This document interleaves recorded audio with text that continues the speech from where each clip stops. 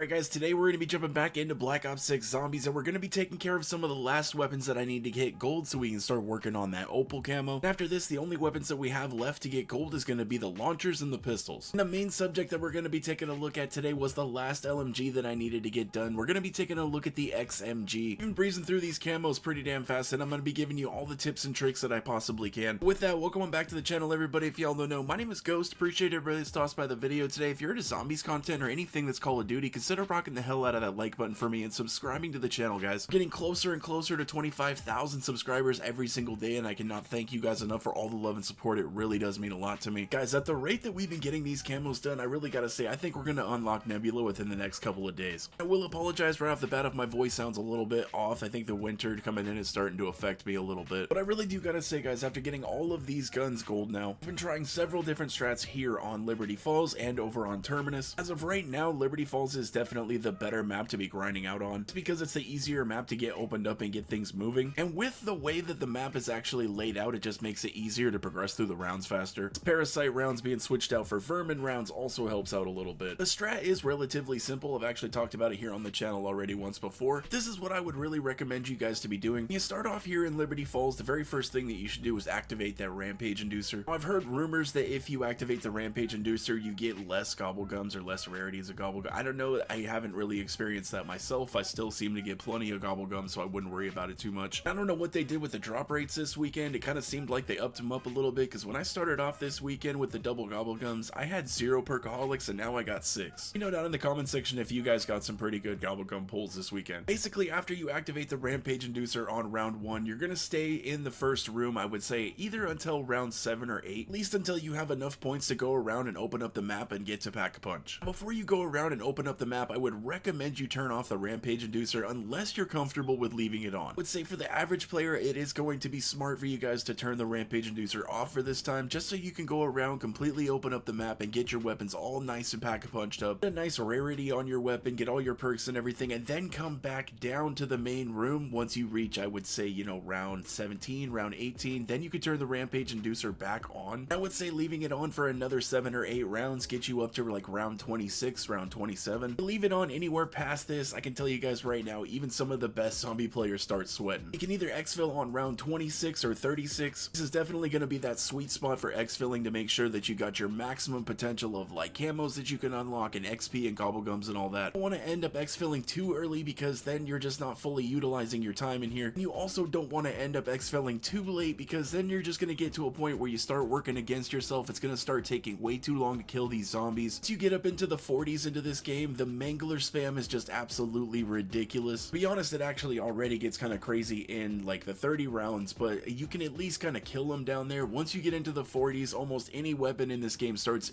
really struggling to kill manglers and whatnot into the 40s. And doing the run this way, turning on and off the Rampage Inducer and doing it exactly like this, you can get through these runs pretty damn fast. And the majority of the weapons that I've done in here, it usually only takes me 2, sometimes 3 games to get them gold. Now, there are some guns in this game that probably could carry you up into like the 60s and 70s and whatnot. The issue is just at how quickly. It just starts to stop making sense when it takes, you know, 10 bullets to kill a zombie at round 45 when it only took 1 bullet to kill them in the very beginning. There will be a couple guns where you will have to get parasite eliminations, and those guns unfortunately you will have to do over on Terminus just to get that challenge done. The major unfortunate thing is for opal is that you have to get 30 special zombie eliminations, and those are going to be the manglers. Like I mentioned earlier, it's pretty easy to kill a mangler when you're at round 10, round 15, round 20, but once you start getting up into the 30s and they really start spamming these guys, they take forever to take down. And that's honestly really how long it takes them to actually start sending out a bunch of these things. When you're in like the 20s and stuff, they only send out 1, 2 manglers around. Well, for every gun that you're going to come in here and try to get opal on, you're most likely going to be taking that weapon up into round 30, if not higher. Now, we did have kind of a good way to get this done, and that was with the boat trick over on Terminus, where we could do the nice little pile-up thing. Now, unfortunately, Treyarch has patched that, so we can't do that anymore. I'm sure somebody in the community will find another pile-up spot somewhere. Then we got the Afterlife challenges, which is our next camo, and that one's going to be even easier. That one's just, what is it, the 30 eliminations without taking any damage, which is crazy to me, because we're going to be able to get that camo done without going to like really high rounds or anything. Almost seems to be like that one should have been first, but you know, whatever. We got our very last challenge for Nebula, which is going to be taking out those elite bosses, and those are going to be the abominations, or the amalgams over on Terminus. And personally, guys, I'm kind of thinking that that one's going to be more of a Terminus Island thing. I kind of find the amalgams easier to take out than the abominations. If you can get lucky with the abominations, you can take them out pretty quickly if they decide to beam you a lot. I've had times where those things just don't want to stop charging me, and for some reason they're just absolute tanks. The amalgams definitely do have weak spots as well, but I find that I can really just take them out way easier. Like, I can just really damage them almost anywhere that I shoot them. I'm kind of thinking when I'm finishing up with the Nebula camo, that's probably going to be done over on Terminus. I do switch around a little bit and go back and forth, which I do kind of recommend you guys do as well. I mean, just playing on one map over and over and over again will start absolutely driving you crazy. Even if it's not the absolute fastest thing in the world, it's good just to give your mind a little bit of a break, and you still know that you're actually still actively working towards those goals. But we're gonna throw the loadout for the XMG up on the screen right here. I gotta admit, guys, I actually